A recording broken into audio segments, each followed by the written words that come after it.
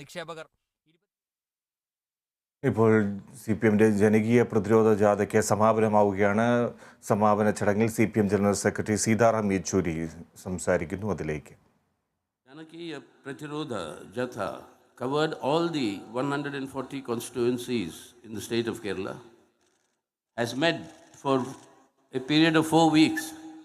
I think lakhs of people across the state heard their problems, conveyed the opinion of the Communist Party of India Marxist on the current crisis before the country, and drew the attention of the people of Kerala to the manner in which the central government and its policies are destroying our country, its basic constitutional order, and the discrimination that is mounting against non-BJP state governments, and particularly targeting the left Democratic Front government in Kerala. And on all these issues, the people have been galvanized and mobilized during these 4 weeks. ജനകീയ പ്രതിരോധ ജാഥ കേരളത്തിലെ 140 assembly മണ്ഡലങ്ങളിലൂടെയും 4 ആഴ്ച കൊണ്ട് പര്യടനം നടത്തി.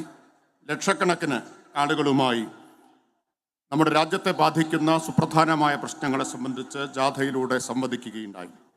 കേന്ദ്ര സർക്കാർ നടപ്പാക്കിക്കൊണ്ടിരിക്കുന്ന ജനവിരുദ്ധ നയങ്ങൾ, എങ്ങനെയാണ് കേന്ദ്ര ഭരണകൂടം നമ്മുടെ ഭരണഘടനാ വ്യവസ്ഥയെ തന്നെ ദുർബലപ്പെടുത്തിക്കൊണ്ടിരിക്കുന്നത്, പ്രത്യേകിച്ച് BJP ഇതര സർക്കാരുകളെയും കേരളത്തിലെ ഇടതുപക്ഷ ജനാധിപത്യ മുന്നണി സർക്കാരിനെയും ലക്ഷ്യം വെച്ച് പ്രവർത്തിച്ചു കൊണ്ടിരിക്കുന്നത് തുടങ്ങിയ കാര്യങ്ങളെക്കുറിച്ചെല്ലാം ജനങ്ങളുമായി സംവദിക്കുകയും അതിനെതിരെ ജനങ്ങളെ അണിനിരത്തുകയും ചെയ്തുകൊണ്ടാണ് ഈ ജാഥ ഇന്ന് സമാപിക്കുന്നത്.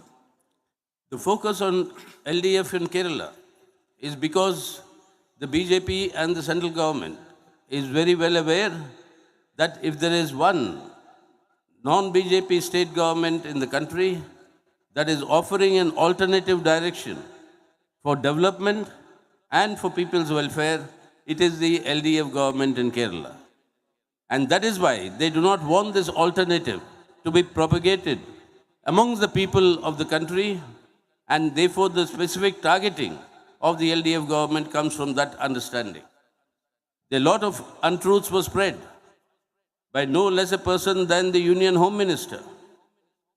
I came prepared to answer many of the wrong facts that he placed before the people of Kerala. But my job has been done very easy by the Honorable President of India, Srimati Draupadi Murmu, who actually gave one of the best certificates to Kerala, saying that it is the government that is actually working in the interests of the people, and therefore I don't think I need to answer anything that the Home Minister has said. The President of India itself has endorsed that the LDF government, whatever be the ups and downs, whatever be the problems, but its main interest is the interests of Kerala and Kerala's people and their well-being and their prosperity. And that is the answer that the BJP government, Modi and Mr. Amit Shah, both have got from the President of India. കേരളത്തിലെ ഇടതുപക്ഷ ജനാധിപത്യ മുന്നണിയുടെ government ഇന്ത്യയിൽ ബദൽ വികസന ക്ഷേമ പരിപാടികൾ നടപ്പിലാക്കുന്ന ഒരേയൊരു ഗവൺമെൻറ്റാണ്. ഈ ബദൽ നിലനിന്നുകൂടാ എന്ന കാര്യത്തിൽ BJPക്ക് നിർബന്ധ ബുദ്ധിയുണ്ട്. അതുകൊണ്ടാണ് കേന്ദ്ര ആഭ്യന്തരമന്ത്രി അമിത്ഷാ തന്നെ അസത്യപ്രചരണങ്ങൾക്ക് നേതൃത്വം കൊടുക്കുന്നത്. നിരവധിയായ അസത്യപ്രചരണങ്ങൾ ഈ ഗവൺമെൻറ്റിനെതിരായി അഴിച്ചുവിട്ടുകൊണ്ടിരിക്കുകയാണ്. അതിനെല്ലാം മറുപടി പറയാൻ പൂർണ്ണ സജ്ജനായിട്ടാണ്, തയ്യാറെടുപ്പോടുകൂടിയാണ് ഞാൻ ഇവിടെ എത്തിച്ചേർന്നത്. എന്നാൽ എൻ്റെ ജോലി ഇന്ത്യയുടെ ബഹുമാന്യയായിട്ടുള്ള പ്രസിഡന്റ് ശ്രീമതി ദ്രൗപദി മുർമു എളുപ്പമുള്ളതാക്കി തീർത്തിരിക്കുകയാണ്. ഇന്ത്യയുടെ ബഹുമാന്യയായിട്ടുള്ള പ്രസിഡന്റ് കേരളത്തിലെ സർക്കാരിൻ്റെ പ്രവർത്തനങ്ങൾക്കുള്ള സാക്ഷ്യപത്രം നൽകിക്കഴിഞ്ഞിട്ടുണ്ട്. കേരളത്തിലെ ഇടതുപക്ഷ ജനാധിപത്യ മുന്നണി സർക്കാർ നടപ്പാക്കിക്കൊണ്ടിരിക്കുന്ന പ്രവർത്തനങ്ങൾ ജനങ്ങളുടെ താല്പര്യമാണ് സർക്കാരിന് ഏറ്റവും പ്രധാനപ്പെട്ടത് എന്നതാണ് ശ്രീമതി ദ്രൗപദി മുർമുവിൻ്റെ ബഹുമാന്യയായ പ്രസിഡന്റിൻ്റെ വാക്കുകളിലൂടെ വ്യക്തമാവുന്നത്. ഇതാണ് BJPക്കും അമിത്ഷായ്ക്കുമുള്ള മറുപടി. This Jatha was highlighting how the dangers posed by the communal corporate nexus that has emerged under this Modi government is actually together destroying the foundational pillars of the Indian constitutional order. The Indian constitutional order stands on four foundational pillars. That is secular democracy, economic self-sovereignty, not self-reliance, self-sovereignty. That is, the people are the owners of the economy and resources of the country, social justice, and federalism. These four foundational pillars is what the Constitution of India rests on. Each one of these pillars is being assaulted today by this corporate communal nexus. ഈ ജാഥ വർഗീയ corporate അച്ചുതണ്ട് ഉയർത്തുന്ന രാജ്യത്തിന് നേരെ ഉയർത്തുന്ന ഭീഷണികളെക്കുറിച്ചെല്ലാം ജനങ്ങളെ ബോധ്യപ്പെടുത്തിക്കൊണ്ടാണ് കടന്നു വന്നിട്ടുള്ളത്. ഇന്ത്യൻ ഭരണഘടനയുടെ അടിസ്ഥാന സ്തംഭങ്ങൾക്കെല്ലാം നേരെ എങ്ങനെയാണ് കേന്ദ്രത്തിലെ BJP ഗവൺമെൻറ് ഭീഷണി ഉയർത്തുന്നത് എന്നത് ഈ ജാഥയിലൂടെ വിശദീകരിക്കുകയുണ്ടായി. ഇന്ത്യയുടെ ഭരണഘടനാ വ്യവസ്ഥയുടെ അടിസ്ഥാന സ്തംഭങ്ങൾ 4 എണ്ണമാണ്. 1 മതനിരപേക്ഷ ജനാധിപത്യം, 2 സാമ്പത്തിക പരമാധികാരം, സാമ്പത്തിക സ്വാശ്രയത്വം എന്നല്ല, സാമ്പത്തിക പരമാധികാരം, അതായത് സമ്പദ്ഘടനയുടെ വിഭവങ്ങളുടെ എല്ലാം ഉടമകൾ ജനങ്ങളാണ് എന്ന വസ്തുത, അതുപോലെ തന്നെ സാമൂഹിക നീതി, ഫെഡറലിസം. ഈ അടിസ്ഥാന സ്തംഭങ്ങൾ ഓരോന്നും ഇന്ന് ആക്രമിക്കപ്പെട്ടുകൊണ്ടിരിക്കുകയാണ്. That is why today there is destruction of the Indian economy. The manner in which the resources of the country are being looted. It is not only the privatization of the public sector, it is actually the loot of India's mineral resources, natural resources, and each one of them is being privatized and is privatized to the friends of our Prime Minister Modi, and that is the worst form of crony capitalism that has developed in the country. The loot that is happening in our country is actually exemplified by the entire Adani scam that has now been exposed and come to the fore. But why is the Modi government refusing to inquire into this scam? On the one hand, the Modi government says there's nothing wrong, everything is okay as far as this Adani and the revelations are concerned, there's nothing wrong in that. If there's nothing wrong, why are they not allowing a joint parliamentary committee to examine this issue? The joint parliamentary committee will be headed, according to parliamentary norms, will be headed by the party that has the maximum number of MPs, which is the BJP. The party which has the maximum number of MPs will have the maximum number of members. So BJP will have the chairman and the majority. But even then, why is it afraid of it? Why is it afraid of a JPC? That is because it has a lot to hide. And in order to not be, when the BJP was in opposition, together we stalled the parliament for one whole winter session, demanding a JPC in the 2G scam, and finally forced the Congress government to announce the JPC and examine that entire scam. See, likewise, many issues earlier, you had the stock market scams, you had the UTI scam, you had various scams. JPCs were formed and each JPC gave recommendations that were helpful for the system. But here, Mr. Modi refuses. Because what is being hidden is the nexus between the corporate house and the Modi government. It is this crony capitalism, the truth of that has to be hidden. Indian സമ്പദ് വ്യവസ്ഥയുടെ നശീകരണമാണ് മോദി ഗവൺമെൻറ്റിന് കീഴിൽ സംഭവിച്ചുകൊണ്ടിരിക്കുന്നത്. വിഭവങ്ങളുടെ കൊള്ളയടിയാണ് നടന്നുകൊണ്ടിരിക്കുന്നത്. അത് പൊതുമേഖലാ സ്ഥാപനങ്ങളുടെ സ്വകാര്യവൽക്കരണത്തിൽ മാത്രം ഒതുങ്ങി നിൽക്കുന്നില്ല. പ്രകൃതി വിഭവങ്ങളെല്ലാം മോദിയുടെ ചങ്ങാതിമാരുടെ നേതൃത്വത്തിൽ ഇന്ന് കൊള്ളയടിച്ചു കൊണ്ടിരിക്കുകയാണ്. ചങ്ങാത്ത മുതലാളിത്തത്തിൻ്റെ ഏറ്റവും അശ്ലീലമായിട്ടുള്ള മുഖമാണ് ഇന്ന് ഇന്ത്യയിൽ നമുക്ക് കാണാൻ കഴിയുന്നത്. അതാണ് അദാനി വിവാദത്തിലൂടെ ഇപ്പോൾ പുറത്തു വന്നു കഴിഞ്ഞിട്ടുള്ളത്. എന്തുകൊണ്ടാണ് ഈ അദാനി വിവാദത്തെ കുറിച്ച് അന്വേഷണം നടത്താൻ മോദി ഗവൺമെൻറ് വിസമ്മതിക്കുന്നത്? എന്തുകൊണ്ട് ഒരു സംയുക്ത പാർലമെൻ്ററി കമ്മിറ്റിയുടെ അന്വേഷണം നടത്തുന്നില്ല? മോദി പറയുന്നത് അതിൽ തെറ്റായിട്ടൊന്നുമില്ല എന്നാണ്. തെറ്റായിട്ടൊന്നുമില്ലെങ്കിൽ ജോയിൻറ്റ് പാർലമെൻ്ററി കമ്മിറ്റിയുടെ അന്വേഷണം നടത്തുന്നതിന് എന്തിനാണ് ഭയക്കുന്നത്? പാർലമെൻ്ററി മാനദണ്ഡങ്ങളനുസരിച്ച് സംയുക്ത പാർലമെൻ്ററി സമിതിയിൽ ഏറ്റവും കൂടുതൽ അംഗങ്ങൾ ഉണ്ടായിരിക്കുക പാർലമെൻറ്റിൽ ഏറ്റവും കൂടുതൽ അംഗങ്ങളുള്ള പാർട്ടിയുടേതായിരിക്കും. ആ സംയുക്ത പാർലമെന്ററി കമ്മിറ്റിയെ നയിക്കുക പാർലമെന്റിൽ ഏറ്റവും കൂടുതൽ അംഗങ്ങളുള്ള, അതായത് BJPയുടെ നേതാവായിരിക്കും. എന്നിട്ടും എന്തുകൊണ്ടാണ് മോഡി ഒരു സംയുക്ത പാർലമെന്ററി കമ്മിറ്റി അന്വേഷണം പ്രഖ്യാപിക്കാൻ ഭയക്കുന്നത്? അതിനർത്ഥം മോദിക്ക് ഒരുപാട് ഒളിക്കാനുണ്ട് എന്നതാണ്. ജനങ്ങളോട് മറുപടി പറയേണ്ടി വരും എന്നതുകൊണ്ടാണ്. നേരത്തെ ഞങ്ങൾ പാർലമെന്റ് സ്തംഭിപ്പിച്ചിട്ടുണ്ട്. പാർലമെന്റിന്റെ ശീതകാല സമ്മേളനം മുഴുവൻ പ്രതിഷേധിച്ചിട്ടുണ്ട്. 2G സ്പെക്ട്രം അഴിമതിയിൽ, കുംഭകോണത്തിൽ സംയുക്ത പാർലമെന്ററി സമിതിയുടെ അന്വേഷണം ആവശ്യപ്പെട്ടുകൊണ്ട് ഒടുവിൽ അന്നത്തെ കോൺഗ്രസ് ഗവൺമെന്റിനെ കൊണ്ട് ആ അന്വേഷണം സമ്മതിപ്പിക്കാൻ ഞങ്ങൾക്ക് കഴിയുകയുണ്ടായി. അതുപോലെ ഓഹരി കുംഭകോണം, UTI കുംഭകോണം തുടങ്ങി എല്ലാത്തിലും സംയുക്ത പാർലമെന്ററി സമിതിയുടെ അന്വേഷണങ്ങൾ ഉണ്ടായിട്ടുണ്ട്. അത് നമ്മുടെ വ്യവസ്ഥയെ ശക്തിപ്പെടുത്തുന്നതിന് ആ അന്വേഷണത്തിൻ്റെ ശുപാർശകൾ സഹായിച്ചിട്ടുണ്ട്. എന്നാൽ ഇവിടെ എന്തുകൊണ്ടാണ് ഇപ്പോഴും മോദി ഒരു സംയുക്ത പാർലമെന്ററി സമിതി അന്വേഷണത്തിന് വിസമ്മതിക്കുന്നത്? കാരണം വളരെ വ്യക്തമാണ്. ചങ്ങാത്ത മുതലാളിത്തത്തിൻ്റെ കൂട്ടുകെട്ട്, കോർപ്പറേറ്റ് വർഗീയ കൂട്ടുകെട്ട് സംബന്ധിച്ച വസ്തുതകളെല്ലാം പുറത്തു വരുമെന്നതുകൊണ്ടാണ് മോദി അതിന് തയ്യാറാകാത്തത്. But what is more devious that is happening now is that if anybody questions the Prime Minister or this government, then they are immediately branded as anti-national. The BBC documentary had come out on the Gujarat communal carnage that took place in 2002, and the fact that has been released, not in India but globally, that has been released, that itself was said that BBC is anti-national.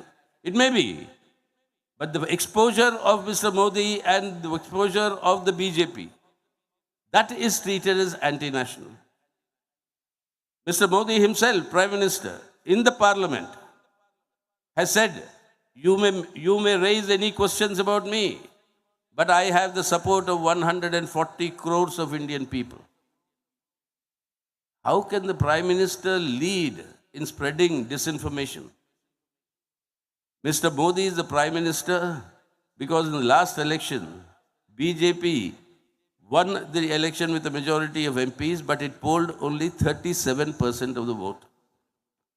37% of those people who voted, not all Indians. 63% of the people who voted against the BJP. The fact that they were disunited, these parties, which got the 63%, that helped the BJP win. And now today, the Prime Minister openly and brazenly claims in the Parliament that he is supported by 140 crores of Indian people. What do you tell in a country where the Prime Minister leads such disinformation campaigns? India is one of the youngest countries in the world. Bulk of this 140, a large section, not bulk, a large section of this 140 crores are our youngsters who still do not have the right to vote. They have not yet reached the age of 18. But then Mr. Modi says they also voted for him and supported him. If this is the level to which arguments are being brought down, that you question the Prime Minister, you are questioning India. You are anti-national.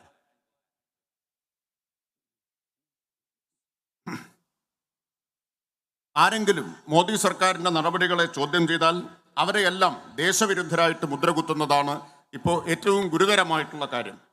BBC documentary ഗുജറാത്തിലെ 2002 കലാപത്തെക്കുറിച്ച് വന്ന സമയത്ത് അത് ഇന്ത്യയിൽ മാത്രം release ചെയ്തതല്ല, ലോകവ്യാപകമായി release ചെയ്തതാണ്. അപ്പോൾ Modi government പറഞ്ഞു BBC ദേശവിരുദ്ധരാണ് എന്ന്. ഗുജറാത്തിലെ കലാപത്തിൽ മോദിയുടെ പങ്കിനെക്കുറിച്ചുള്ള വെളിപ്പെടുത്തലിൻ്റെ പേരിലാണ് BBCയെ ദേശവിരുദ്ധരായിട്ട് ചിത്രീകരിച്ചത്. മോദി പറയുന്നു, എന്നോട് നിങ്ങൾക്ക് എന്ത് ചോദ്യവും ചോദിക്കാം, ഏത് കാര്യവും ചോദിക്കാം, കാരണം എനിക്ക് ഭയമില്ല, എനിക്ക് 140 കോടി ഇന്ത്യക്കാരുടെ പിന്തുണയുണ്ട് എന്നാണ് മോദി അവകാശപ്പെടുന്നത്. എങ്ങനെയാണ് ഇങ്ങനെ തെറ്റിദ്ധാരണാജനകമായിട്ടുള്ള പ്രചരണങ്ങൾക്ക് ഒരു പ്രധാനമന്ത്രി തന്നെ നേതൃത്വം കൊടുക്കുന്നത്? കഴിഞ്ഞ ലോക്സഭാ തെരഞ്ഞെടുപ്പിൽ വോട്ട് ചെയ്തവരിൽ 37% വോട്ട് മാത്രമാണ് BJPക്ക് കിട്ടിയിട്ടുള്ളത്. വോട്ട് ചെയ്തവരിൽ 63%വും BJPക്ക് എതിരായിട്ടാണ് വോട്ട് ചെയ്തത് എന്നോർക്കണം. പിന്നെ എങ്ങനെയാണ് മോദിക്ക് 140 കോടി ഇന്ത്യക്കാരുടെയും പിന്തുണ അവകാശപ്പെടാൻ കഴിയുക? പ്രധാനമന്ത്രി തന്നെ ഇത്തരമൊരു തെറ്റിദ്ധാരണാജനകമായ പ്രചരണം നയിക്കുന്നതിനെക്കുറിച്ച് എന്താണ് പറയുക? 140 കോടി ഇന്ത്യക്കാരിൽ നല്ലൊരു പങ്ക് ചെറുപ്പക്കാരാണ്. ആ ചെറുപ്പക്കാരിൽ പലരും 18 വയസ്സാവാത്തവരും വോട്ടവകാശം കിട്ടിയിട്ടില്ലാത്തവരുമാണ്. മോദി അവകാശപ്പെടുന്നത് അവരും തനിക്ക് വോട്ട് ചെയ്തു എന്നാണ്. ഈ നിലവാരത്തിലേക്കാണ് മോദി കാര്യങ്ങൾ എത്തിച്ചിരിക്കുന്നത്. ഈ നിലവാരത്തിലുള്ള പ്രചരണങ്ങളാണ്, അവകാശവാദങ്ങളാണ് അദ്ദേഹം നടത്തിക്കൊണ്ടിരിക്കുന്നത്. The same argument with Mr. Adani. When the Adani scam was exposed by that agency, Hindenburg, immediate response was what? That these are anti-national foreign forces that are working against India. You expose a loot of the country's resources. You expose a scam of cheating that has happened. That is treated again as anti-national. Therefore, what is it that we have now today? Any questioning of Mr. Modi is anti-national. Any questioning of Mr. Adani is anti-national. Earlier we had a situation whereas the Congress All India President Mr. Devkant Barua of Assam had given the slogan, Indira is India, India is Indira. Today you have a slogan that Mr. Modi himself is giving. India, Modi is India, Adani is India, India is Modi Adani. Modi Adani are India, India is Modi Adani. We have to give them a firm reply and an answer like it was given to Indira Gandhi then. The firm reply and answer is, India is neither Indira Gandhi, neither Modi, nor Adani. India is the Indian people, and it's for the people that India exists, and people make India exist, and that is something that has to be asserted, and that can only be asserted if this government is removed from office. Adani വിവാദം പുറത്തു വന്ന സമയത്ത് അപ്പോഴും മോദി പറഞ്ഞു, Hindenburg report പുറത്തു വന്ന സമയത്ത് മോദി പറഞ്ഞു ഇതും ദേശവിരുദ്ധരാണ്, ഹിൻഡൻബർഗ് ദേശവിരുദ്ധരാണ്.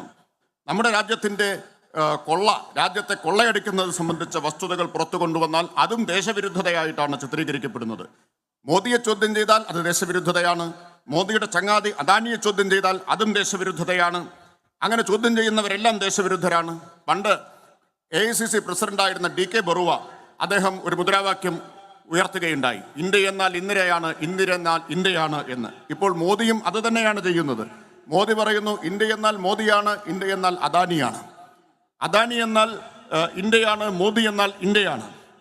ഇന്ദിരാഗാന്ധിക്ക് ഇന്ത്യയിലെ ജനങ്ങൾ നൽകിയൊരു മറുപടിയുണ്ട്. ഇന്ദിരാഗാന്ധിക്ക് നൽകിയതുപോലെ ഒരു ഉറച്ച ദൃഢമായിട്ടുള്ള മറുപടി നമുക്ക് മോദിക്കും നൽകാൻ കഴിയണം. ഇന്ത്യ എന്നാൽ ഇന്ദിരയോ മോദിയോ അല്ല, ഇന്ത്യ എന്നാൽ ഇന്ത്യയിലെ കോടിക്കണക്കിന് ജനങ്ങളാണ് എന്ന മറുപടി നൽകാൻ കഴിയണം. ആ മറുപടി നൽകാൻ കഴിയണമെങ്കിൽ ഈ ഗവൺമെന്റിനെ അധികാരത്തിൽ നിന്ന് പുറന്തള്ളണം. That is why today, when you questioning the government of the day is the duty of every Indian patriot. That is the meaning of democracy. Questioning the government, questioning those in authority, if that is not done, then people are not discharging their duty. But questioning the government is not equivalent to questioning the country or questioning the patriotism of the people of our country. And this equation that they are doing, this is the most dangerous equation which has to be defeated. That is why in this Jatta also, when the call was given that in order to save India today, it is necessary that this forces and this government, Modi government, must be removed from office. That assumes paramount importance in order to defend India, its constitutional order, its democracy, and the democratic rights of the people. That is the utmost patriotic duty of all Indians today. And that is the final test of Indian nationalism, and that is the final test of whether we are for the interests of India or enemies of the country. രാജ്യത്ത് നിന്ന് അധികാരത്തിലിരിക്കുന്ന ഗവൺമെന്റിനെ ചോദ്യം ചെയ്യുക എന്നത് ഇന്ത്യയിലെ പൗരന്മാരുടെ കടമയാണ്. അതാണ് ജനാധിപത്യത്തിന്റെ അർത്ഥം എന്നത്. ആ കടമ അങ്ങനെ ചോദ്യം ചെയ്തില്ലെങ്കിൽ കടമ നിർവഹിക്കുന്നില്ല എന്നാണ് അർത്ഥം. ഗവൺമെന്റിനെ ചോദ്യം ചെയ്യുന്നവരെ ദേശവിരുദ്ധരായിട്ട് ചിത്രീകരിക്കുന്ന, ചോദ്യം ചെയ്യുന്നവരെല്ലാം ദേശവിരുദ്ധർ എന്ന സമവാക്യമാണ് ഇന്ന് ഏറ്റവും അപകടകരമായിട്ടുള്ള സമവാക്യം. ഈ ജാഥയുടെ ഏറ്റവും വലിയ സന്ദേശം ഈ അപകടകരമായിട്ടുള്ള സമവാക്യം സൃഷ്ടിച്ചുകൊണ്ട് ഈ എല്ലാ ചോദ്യങ്ങളുടെയും ഉനയൊടിക്കുന്ന മോദി ഗവൺമെന്റിനെ പുറത്താക്കണം എന്ന സന്ദേശമാണ്. ഇന്ത്യയുടെ ഭരണഘടനാ വ്യവസ്ഥ, ഇന്ത്യയുടെ ജനാധിപത്യം, ഇന്ത്യയിലെ ജനങ്ങളുടെ ജനാധിപത്യ അവകാശങ്ങൾ ഇതെല്ലാം സംരക്ഷിക്കുക എന്നതാണ് ഏറ്റവും പ്രധാനപ്പെട്ട കാര്യം. അതാണ് ഇന്ത്യൻ ജനാധിപത്യത്തെ സംബന്ധിച്ച, അതുപോലെ ദേശസ്നേഹത്തെ സംബന്ധിച്ച അന്തിമമായിട്ടുള്ള പരീക്ഷണം എന്ന് പറയുന്നത്. ഇതിനെ സംരക്ഷിക്കാനുള്ള ആര് നിൽക്കുന്നു എന്നുള്ളതാണ്. But this spread of disinformation is not confined to these issues alone, what I said just so far. It happens to every single program that the central government launched in the name of the Prime Minister. Everything has got a Pradhan Mantri so-and-so, Pradhan Mantri so-and-so, Pradhan Mantri so-and-so. Now, one of the things that the Pradhan Mantri himself claims is that he is feeding, individually, personally, he is feeding 80 crore Indian people with free food grains. 80 crores of Indian people need free food grains to survive itself is an indictment of his policies and his government. That 2/3 of India cannot survive unless they get free food grains. That is an admission of the fact of the misrule. But then this is the money that is people's money from the government's exchequer, which he claims that it is he is benefiting the people of the country, his charity.